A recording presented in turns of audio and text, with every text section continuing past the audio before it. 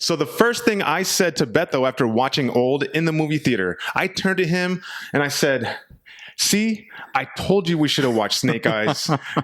I know it's the G.I. Joe movie, but the G.I. Joe movie over an M. Night Shyamalan movie. Hey, you've got to be kidding me, man. M. Night Shyamalan's hit or miss. We all know that. Yeah, that's true. M. Night Shyamalan is hit or miss, but come on, a G.I. Joe movie over. Okay, I'd rather have Shyamalan's pretentious nature than watch a mindless action movie with no depth whatsoever. So.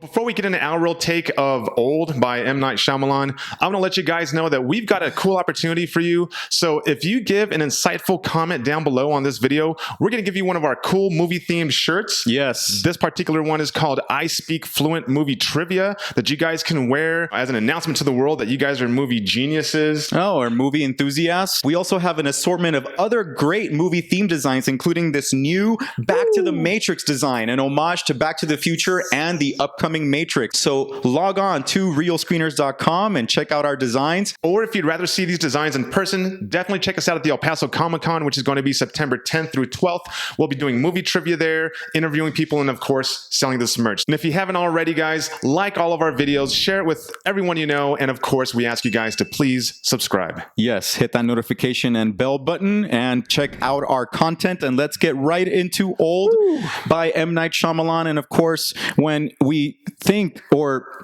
I think of M. Night Shyamalan, dude, you had a William Shatner, moment right there. James T. Kirk. Oh. When you think of Old. Well, when I think of M. Night Shyamalan, I always think of Hitchcock, because I feel like he really puts his mind into setting up his camera in such a way that he is kind of inviting you to look at what's happening in front of you. He has a really good talent of creating these long takes, right? And he sets the camera kind of like as if you're looking at a stage and the characters are kind of just coming in and out of the frame. And I like that about Shyamalan. I've always liked that about Shyamalan. He does that in this movie. So technically speaking, I admire his work, and I admired it here. I'm glad you liked it. I found it distracting and annoying, but I see what he was trying to do. Oh no, like, I really like the way that his camera pans, his camera pans in and out, and it kind of just shows you it makes it feel like the characters are kind of like authentically and organically, interacting with each other. That's the way that I feel. That's kind of like the highlight of the movie in a way.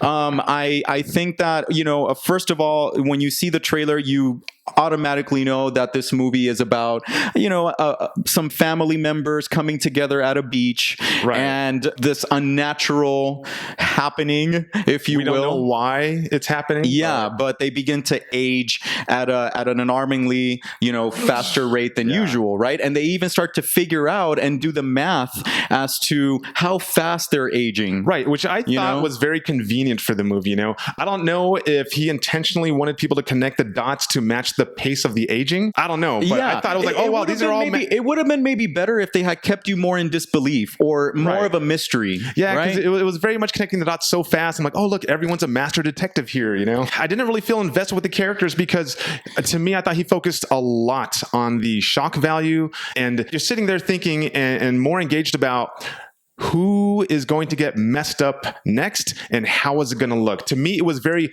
Faces of Death, right? That's what I kept thinking of the whole time. I did not care about these characters. Yeah, so the movie focuses, to add on to what you're saying, on the emotional and physical aging process of these characters, right? That's what the movie really focuses on for the first maybe hour and 15 minutes, let's say. I'm not going to say it wasn't thoughtful because, like he's saying, he did, try to, create these conflicts. He tried to make him feel organic. He gave you a common thread among those people. He, it had a kind of a slow pace at first, very indie. Yeah, and for a while there, the movie kind of had me in a good state of tension and anxiety when it was focusing on the characters kind of going crazy. The problem comes with the quote unquote plot twist for me. Yeah, no, I agree with you. Yes. I wish that the movie would have focused more on the human behavior aspect of what is going on, but instead it resorts to something like It's trying to be such a super gimmick. Yes, it's trying to be super creepy. It's trying to be scary.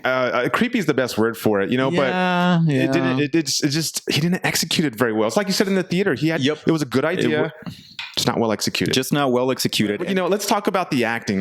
Yeah. I found the acting to be a little uneven, but I mean more on the good side. But there were some performances where I was like, well. The main couple, Gael Garcia Bernal and Vicky Creeps, are the main couple. Right, they're the main couple, and so I guess I liked their interplay the best. I wasn't wowed by anyone. I guess for me, it was more like I thought the script didn't really give them much to work with. Yeah, it didn't give them depth. Yeah. Right? And they sometimes came off as like plasticky almost, like one-dimensional characters. And that's another reason why I think the movie doesn't... Why we should have maybe watched Snake Eyes. Who knows? Going back to your point of watching Snake Eyes and not watching Old. All right, so now it's time for our real Bet You Didn't Know segment. And so Bet Though You Didn't Know. Bet Though You Didn't Know segment. So just a fact about Old. The film is an adaptation of a 2010 graphic novel titled Sandcastle, which is written by Pierre Oscar Levy, and the artist is Friedrich Peters. And when Shyamalan was asked why he did this movie or what inspired him to do this film or adapt it, he said, quote, "The book gave me the opportunity to work through a lot of anxieties that I had around death and aging and things like my parents getting older. Mr. Shyamalan, too bad that you didn't focus more on that." Right? Yeah, I think he was looking for a good story idea, which he probably found, because I'm sure the book... I just thought that the movie could have really delved more into that, into the fear of aging. I was underwhelmed with this movie. When you take it all in, if you want to look at some themes, maybe it's talking about making the most of your time on the planet. Maybe it's talking about appreciating stuff. You had to really pull for that. Yeah.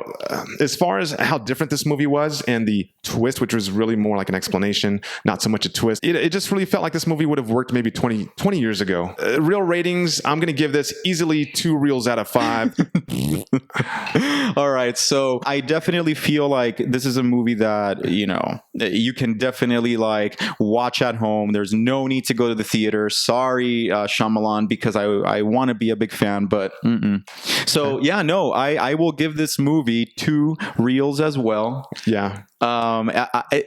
Because the idea is good and it had me tense for a little while, but that's about it.